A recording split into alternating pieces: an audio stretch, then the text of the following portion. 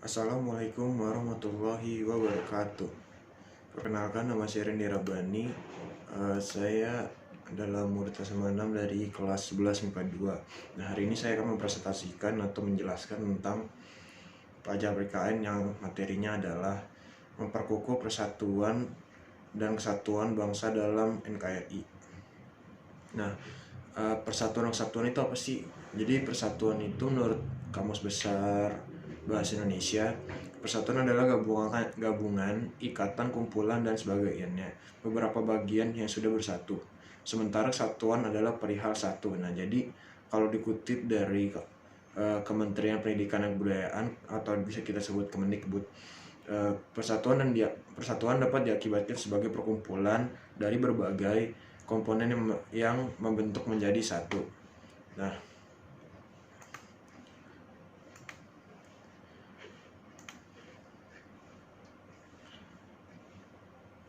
persatuan dan kesatuan itu kan banyak wujudnya. Wujudnya salah satunya apa?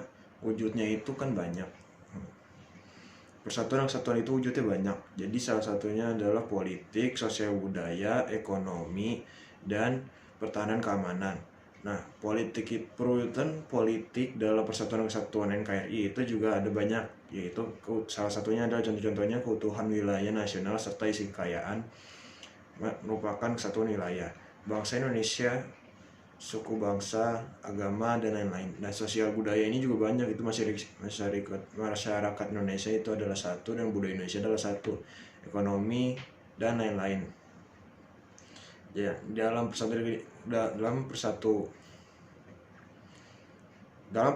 dan kesatuan negara Indonesia ada yang namanya integrasi. Integrasi merupakan suatu proses penyelesaian antara unsur yang berbeda-beda sehingga menghasilkan keserasian dalam kehidupan masyarakat.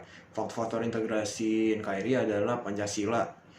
Nah, situ Sangsaka Merah Putih, Lagu Kebangsaan Indonesia Raya, dan Bahasa Indonesia dan Sumpah Pemuda. Nah, di dalam rasa nasionalisme dan patriotisme juga ada beberapa hal, yaitu nasionalisme di dalam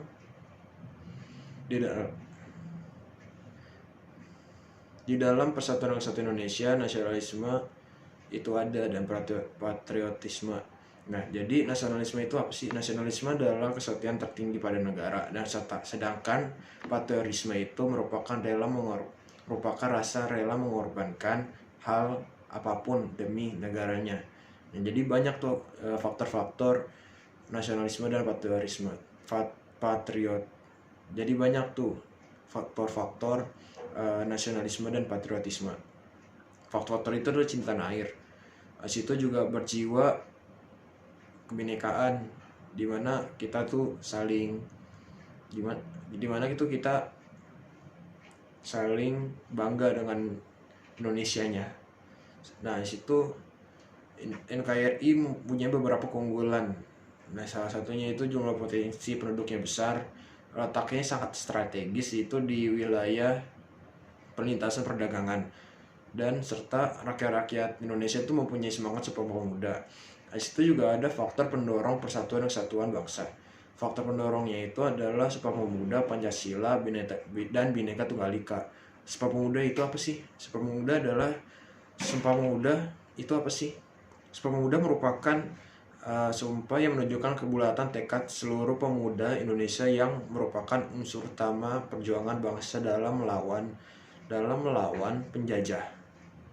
Nah, itu jadi kayak dulu di tahun 1928 para golongan pemuda ini membuat sumpah. Nah, sumpahnya itu supaya Indonesia bisa cepat merdeka. Yang alhamdulillah sekarang sudah merdeka. Dan jadi itu yang kedua ada juga Pancasila. Pancasila merupakan persatuan dan kesatuan dalam NKRI. Hal ini dikarenakan nilai Pancasila bersifat universal atau menyeluruh. Artinya Pancasila tidak diciptakan hanya untuk suku, satu bangsa saja atau satu golongan saja, tetapi Pancasila ini untuk semua golongan. Nah, dan ada juga Bhinneka Tunggal Ika. Bhinneka Tunggal Ika itu adalah semboyan yang dulu di Bhinneka Tunggal Ika adalah semboyan yang artinya walaupun berbeda-beda tetapi tetap satu jua. Yang inti dari semboyan Bhinneka Tunggal Ika adalah adanya persatuan dalam berbagai perbedaan. Jadi misalkan si A dari orang suku Minang, si B orang Madura, jadi mereka nggak boleh misah gitu kalau bergaul, mereka harus tetap sama. Soalnya disitulah letak Bhinneka Tunggal Ika, dan disitu juga faktor pendorongan persatuan dan kesatuan bangsa Indonesia. Tetapi faktor penghambat persatuan dan kesatuan bangsa Indonesia itu juga banyak. Gara-gara beragam, orang jadi salah satunya itu keberagaman geografis. Situ munculnya etnosentrisme serta melemahnya nilai budaya bangsa. Jadi saya pertama akan menjelaskan tentang keberagaman. Nah, jadi keberagaman ini dapat mengakibatkan munculnya perbedaan pendapat yang memicu lepas kendalinya suatu golongan. Nah, di sini tuh bisa aja suatu daerah bisa memicu konflik dengan daerah lain, jadi mereka akan berantem gitu. Nah, situ juga ada faktor geografis. Geografis ini dapat memperlama persatuan kesatuan bangsa apabila ketimpangan dan ketidakmerataan pembangunan dan hasil pembangunan yang dapat diatasi. Nah, jadi dari situ munculnya gejala etnosentrisme.